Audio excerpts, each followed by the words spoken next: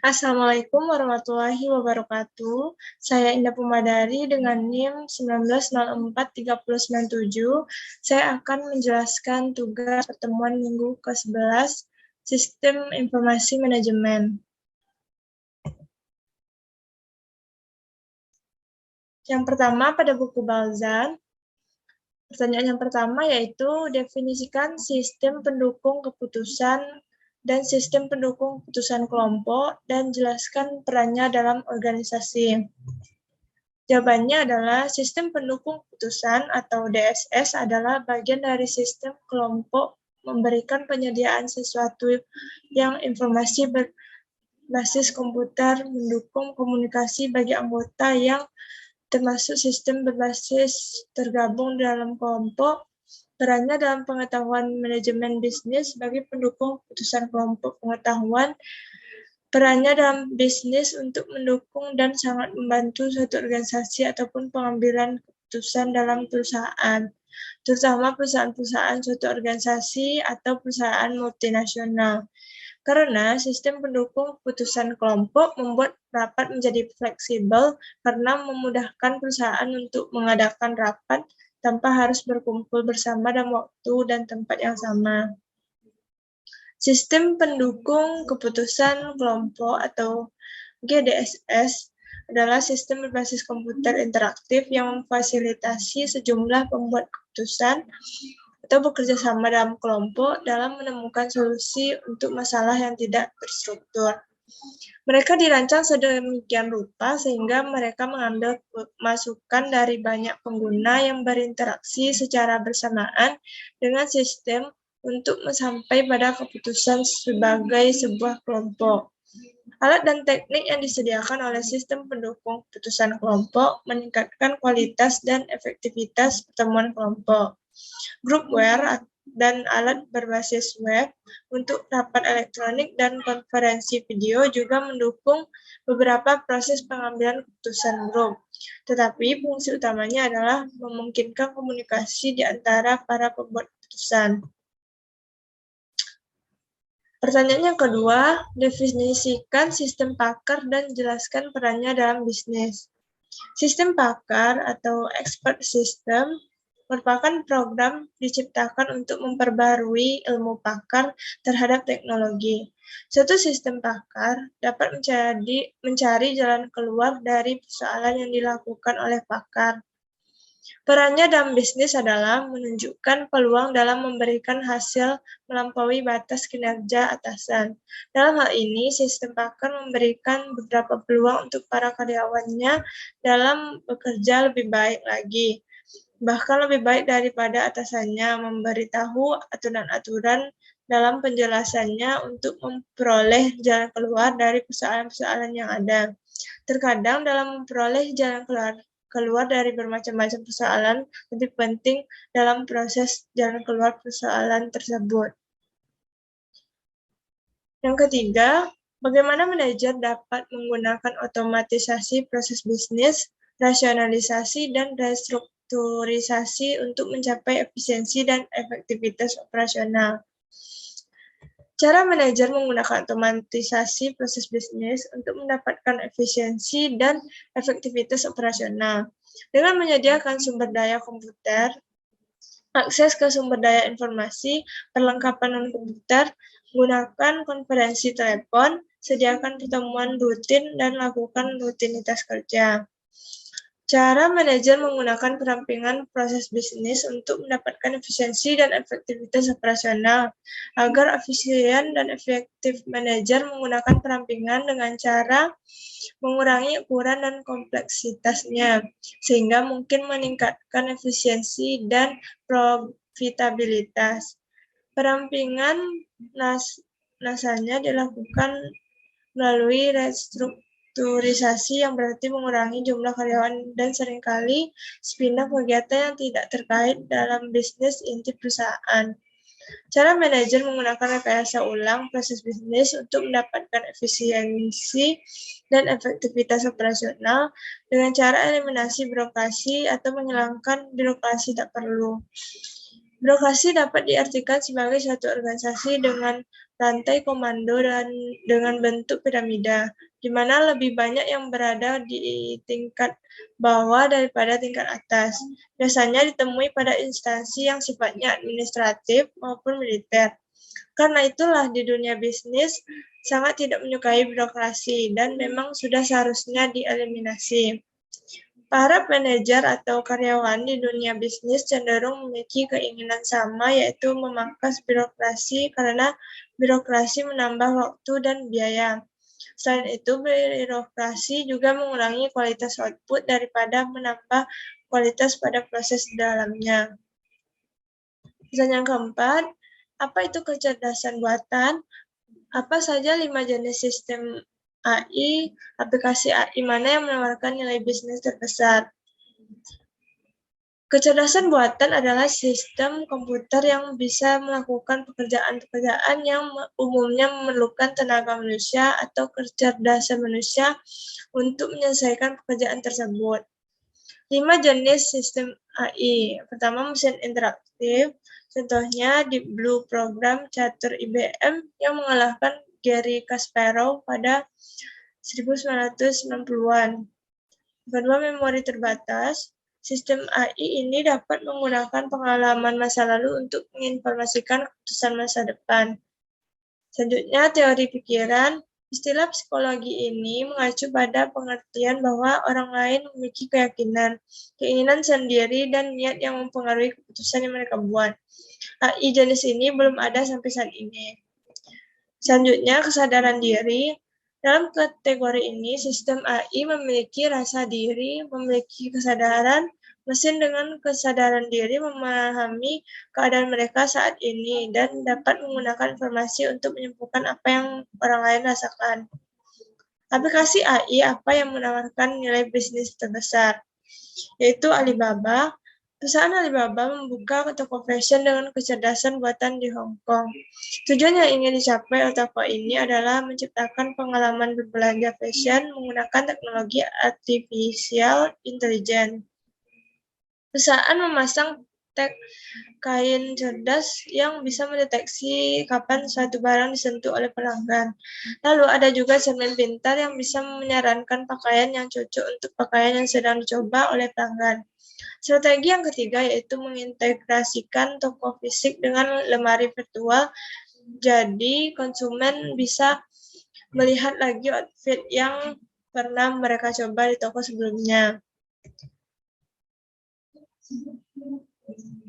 Pertanyaan selanjutnya yaitu jelaskan contoh keputusan-keputusan yang dihasilkan dari keberadaan DSS dan GDSS, serta contoh keputusan-keputusan yang dihasilkan dari keberadaan ES. Apa kesimpulan yang bisa saudara ambil? Contoh keputusan DSS yaitu untuk membantu dalam membuat atau mengambil keputusan dalam kondisi keputusan yang kurang terstruktur. Kondisi tidak terstruktur memiliki makna bahwa permasalahan yang dipecahkan adalah permasalahan yang tergolong rumit yang mustahil dilakukan proses kalkulasi secara manual. Contoh keputusan GDSS yaitu sistem informasi berbasis komputer yang digunakan untuk memperbaiki pengambilan keputusan kelompok di suatu organisasi. Sistem pendukung keputusan kelompok memberikan penyediaan sesuatu yang mendukung komunikasi bagi anggota yang tergabung dalam kelompok. Contoh keputusan yang dihasilkan dari keberadaan ES menganalisis permasalahan dengan bantuan tenaga ahli yang telah diprogram sebelumnya. Contoh penerapan ES yaitu pembuatan sistem jadwal mekanik. Kesimpulan yang dapat saya ambil adalah bahwa sistem tersebut digunakan untuk membantu mengatasi permasalahan pada pengambilan keputusan berdasarkan individu, kelompok organisasi, dan teknologi. Yang selanjutnya, jelaskan apa yang harus DSS dan GDSS menjadi satu paket dalam sebuah entitas bisnis. Harus dibangun dan diimplementasikan berbarengan. Perusahaan seperti apa yang harus punya DSS serta GDSS, dan perusahaan seperti apa pula yang cukup dengan DSS saja. Jelaskan pula contoh DSS maupun GDSS pada sebuah entitas bisnis. Menurut saya, sebaiknya untuk pengambilan keputusan DSS dan GDSS dapat menjadi satu paket dalam sebuah entitas bisnis. Karena DSS merupakan sistem untuk membantu manajer dalam mengambil keputusan dengan cara mengamati lingkungan di dalam perusahaan. Perusahaan seperti apa yang harus punya DSS dan GDSS? Contohnya seperti e-government, sehingga jika pengambilan keputusan dilakukan oleh DSS dan GDSS menjadi satu entitas bisnis, akan menjadi lebih baik dan lebih akurat lagi hasilnya. Perusahaan seperti apa pula yang cukup dengan DSS saja, yaitu PT Telkom. Karena DSS dapat mempermudah PT Telkom untuk mengetahui keluhan-keluhan apa saja yang dirasakan oleh konsumen itu sendiri. Dan PT Telkom juga dapat dengan cepat menanggapi keluhan tersebut. Selain itu, DSS juga bermanfaat untuk penerimaan peserta co-op PT Telkom karena dengan adanya DSS, sistem penerimaan dapat berjalan dengan cepat dan dibantu oleh perangkat lunak. Perangkat lunak ini diimplementasikan dengan menggunakan teknologi web yang berbasis bahasa pemrograman dengan data server Oracle dan 8 enterprise dan web server EPS. Selanjutnya, untuk kasus kelas, yang pertama, identifikasi masalah dalam studi kasus ini. Apa faktor manajemen, organisasi, dan teknologi yang berkontribusi terhadap masalah tersebut? Faktor manajemen yaitu masalah yang dihadapi pada kasus tersebut terhadap faktor manajemen adalah sedang mencari cara yang lebih baik untuk membuat bisnis lebih efisien dan beralih ke teknologi pengembangan proses bisnis. Faktor organisasi yaitu masalah menggunakan perangkat lunak penambangan proses untuk menemukan penyebab penundaan hak terduga dalam pemrosesan faktur dengan memeriksa log modul hutang dagang dalam sistem ERP-nya. Pengguna dapat melihat sekilas inefisiensi terjadi melalui kemacetan, jalur memutar yang tidak perlu, dan intervensi manual, atau di mana masalah kepatuhan mungkin muncul. Beberapa, termasuk Celonis, memungkinkan pengguna menelusuri untuk melihat dokumen individual yang terkait dengan suatu proses. Faktor teknologi yaitu dapat menganalisis jutaan catatan transaksi dan menemukan penyimpangan dari alur kerja normal. Menekan satu tombol akan menghasilkan cuplikan dari seluruh proses bisnis. Proses DAS menggunakan perangkat lunak Celonis untuk mengambil semua data individu dalam sejumlah besar sistem informasi dan menggunakannya untuk membangun model logis dari proses bisnis yang ada dan secara otomatis memvisualisasikannya. Yang kedua, jelaskan kemampuan perangkat lunak penambangan proses. Apakah ini solusi yang efektif? Jelaskan. Perangkat lunak penambangan proses menganalisis data dalam log peristiwa aplikasi perusahaan untuk menentukan bagaimana proses bisnis benar-benar bekerja dan mengidentifikasi produksi, pengiriman, kemacetan, proses pembayaran, dan area tidak efisien lainnya, dan memungkinkan untuk ditingkatkan. Ini adalah solusi efektif untuk Siemens karena Celonis dapat membandingkan model operasi pengguna target dengan proses sebenarnya dan menyediakan analisis kesenjangan kesesuaian otomatis. Perusahaan juga menggunakan penambangan proses untuk menganalisis data dari ERP, akuntansi, dan sistem persetujuan pembayaran untuk memahami akar penyebab masalah. Siemens menggunakan proses penambangan untuk menyelidiki ketidakefisienan cara menerima pesanan dari pelanggan dan menerima pembayaran dari pelanggan. The process order to cash.